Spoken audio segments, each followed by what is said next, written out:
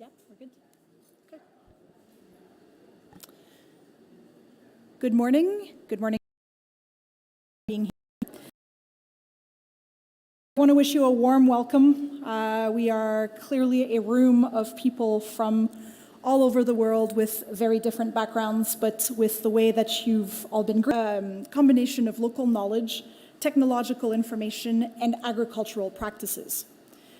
The application and integration of farmer-driven innovations in climate programs and plans, including nationally determined contributions, actions plans, can help governments deliver on the global climate and food security objectives. So I would like to present myself. I am Sophie Beecher. I am the Director General of Sustainable Development Policy at the Department of Agriculture and Agri-Food Canada. And I'm very pleased today to facilitate today's panel. So the way that it will be structured, we will start with an initial segment, an introduction by Mr. Arnold Puech-Dalissac, the president of the World Farmers Organization, who will share his experience and that of his own organization in developing a farmer-driven agenda for climate action and food security. Following this, we will have 2 panel discussions with short Q's and A's. We're going to try to keep it punchy. And at the end, we're going to hopefully have a little bit of time for questions and answers.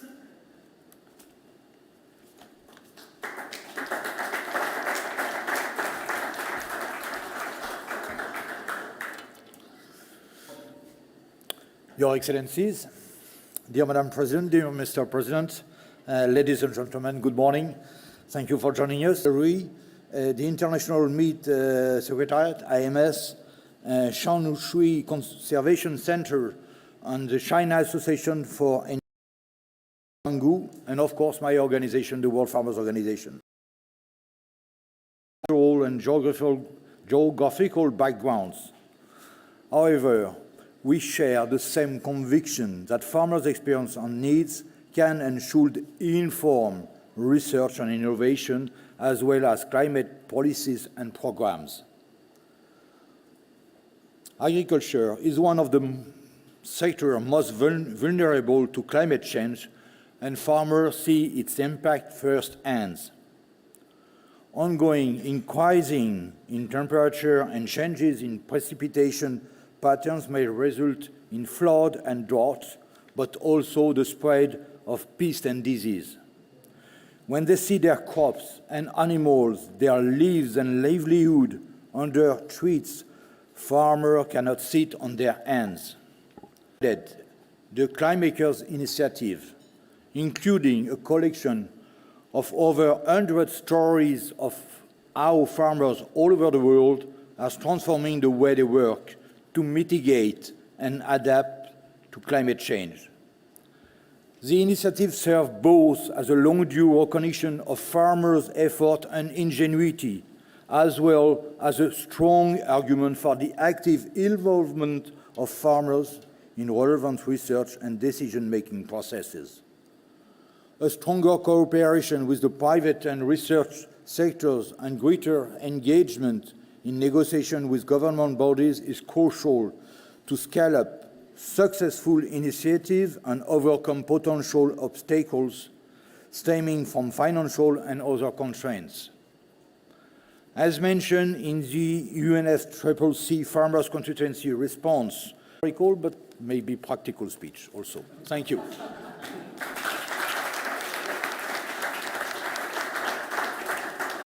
Mr.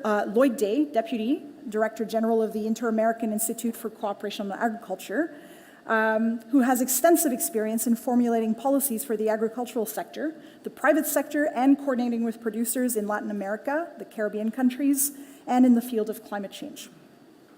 So to kick off the conversation, I'm going to start with the farmers. And so, Ms. Encimadala, in your opinion, based on your experience, how do we stand with the integration of farmers' needs and experience? Climate action. They all point to a farmer as being central in delivering on climate action.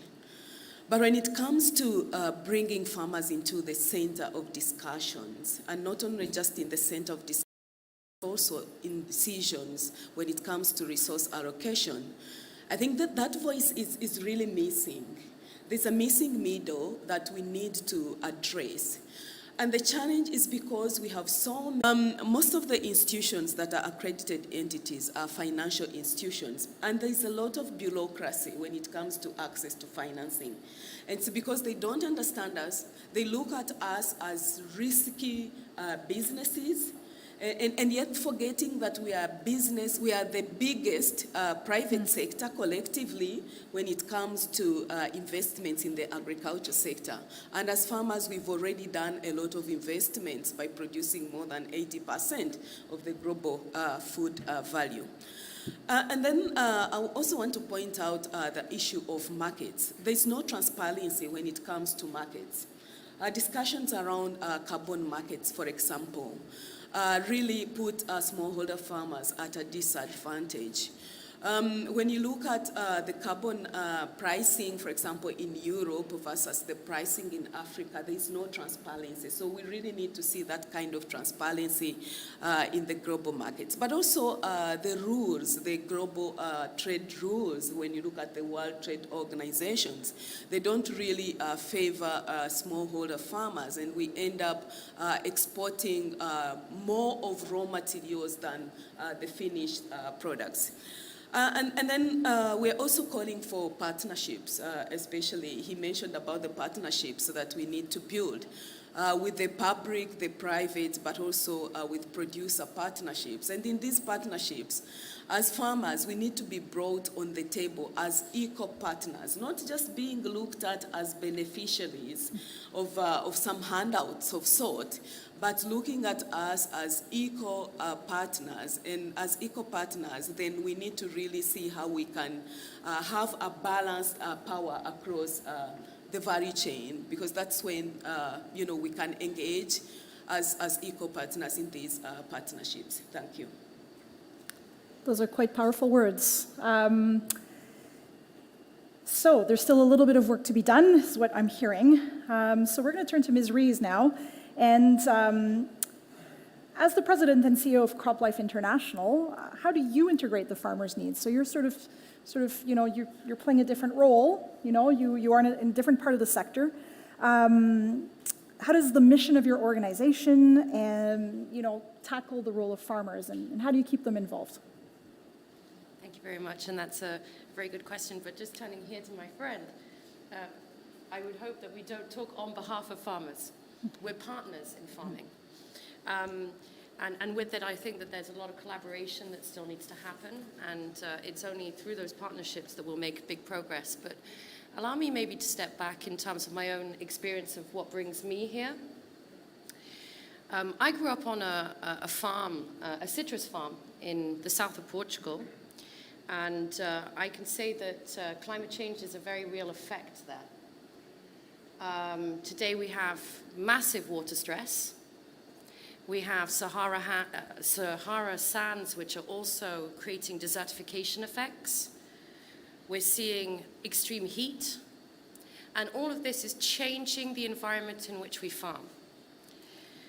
And so with that, we need to look at what are the tools and the innovations that we're going to need now as we adapt also to a changing climate. And we can see that this impact of climate change on agriculture is really happening worldwide. I had the opportunity to be in Kenya, and I'm looking forward to hearing from our friend a couple of weeks ago. And again, they also are seeing the impacts very clearly on the ground. Again, it comes in different waves, heat waves, droughts, floods, as we know. But the intensity of what is happening is increasing. And its diversification is also increasing with these very unreliable weather patterns which directly affect farmers. And with that, what we also see is that the movement and the intensity of pests and diseases are also moving. And with that, there are a number of questions that we need to tackle. I was speaking to the kind Minister of Ecuador, and we were talking about the impact of deforestation also on these movements, because forests act as barriers also to the movements of pests and diseases. They are natural barriers. So how are we going to, with the farmers, with our partners, or as partners, how are we going to prepare ourselves to a climate-smart agriculture that protects the environment, that ensures that we have impact on land use change or negative impact on land use change, if I would say so, because what we need to do is we need to ensure that we can have more productivity in a growing population, but without expanding agricultural lands. And with that, there are some big challenges. We've got opportunities. We need to increase productivity on land, and that's where innovation can come in. We've got new plant breeding techniques which are available to us.